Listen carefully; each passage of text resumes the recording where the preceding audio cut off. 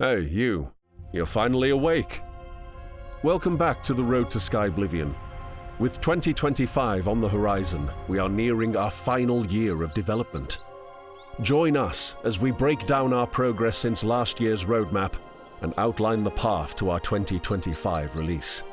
In this video, we will show you exactly what has been completed and what remains to ensure a 2025 release. We will also break down the volunteer skills we need to help us achieve that goal.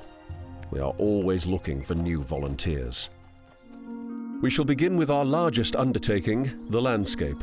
Landscaping and level design serve as the foundation for the rest of the game. It's where you'll discover new vistas and make new memories in our updated world space.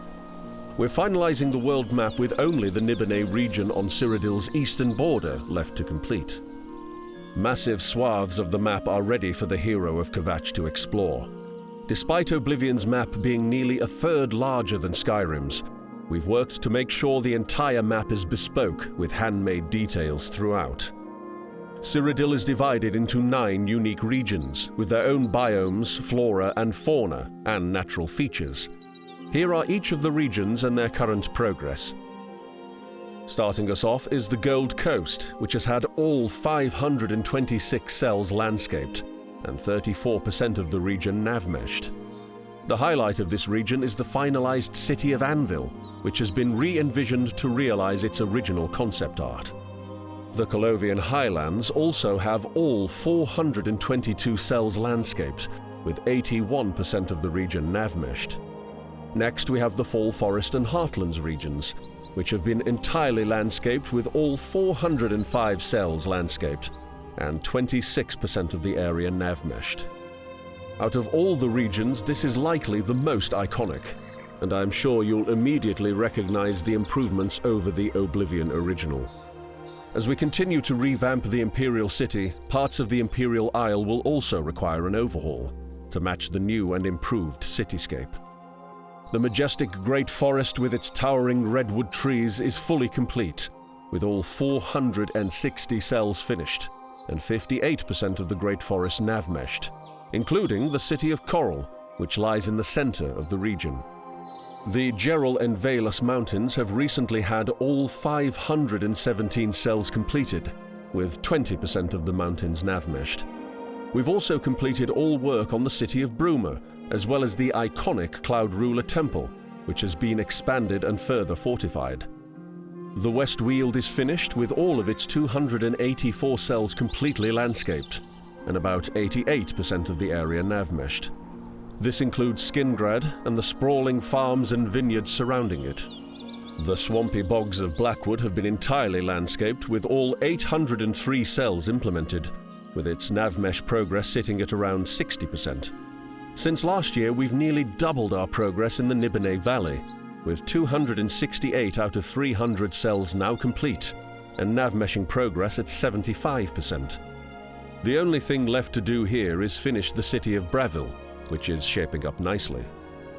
Currently, Nibene Basin is around 50% of the way there, with 289 of the 674 cells completed. Nav-mesh is yet to begin. Outside these specific regions, we have completed 321 cells for the purpose of expanding the map and altering terrain to better accommodate expanded cities and natural formations, and generally improve the experience for players while exploring the map.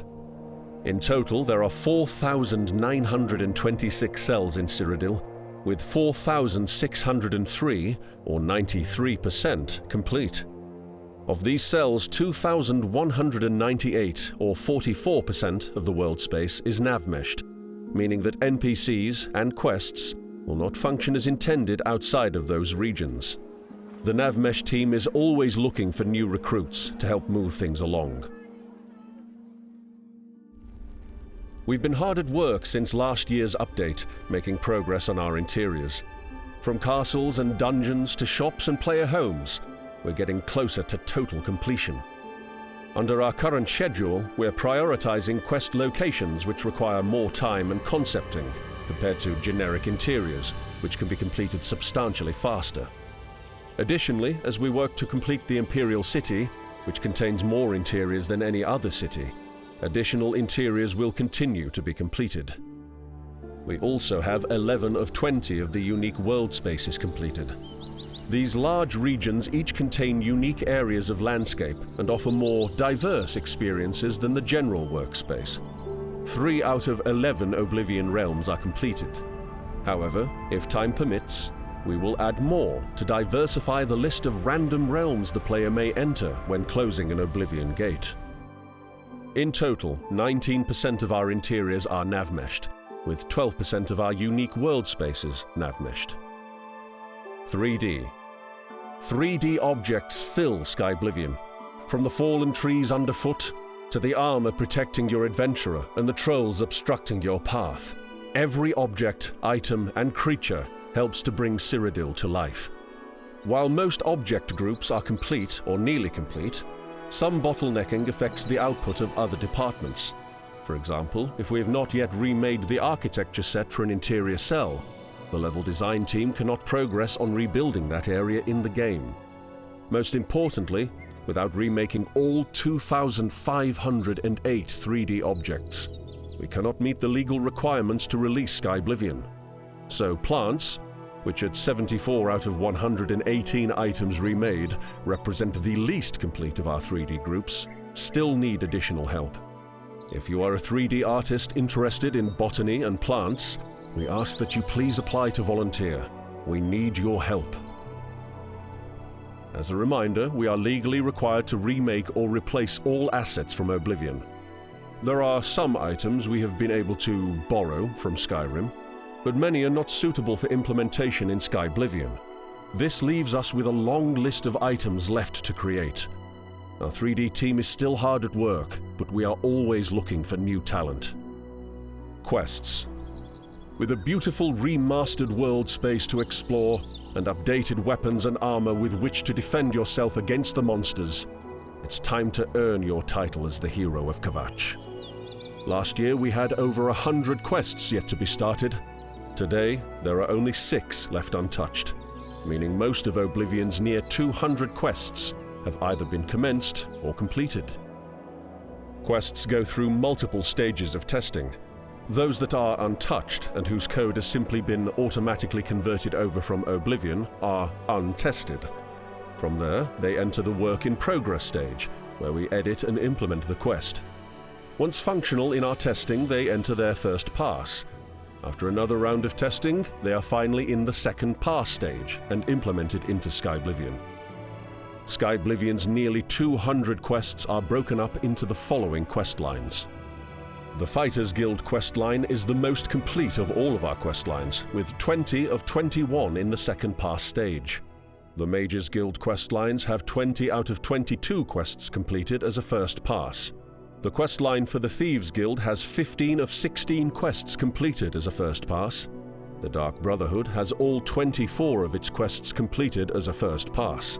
The main quest line has 18 of its 20 quests completed as a first pass. A large portion of our side quests have received a first pass, with 45 out of 46 of them in working order. All 15 of our Daedric quests have received a first pass. The 2 arena quests have both received their first pass, and all 21 master training quests have received a first pass.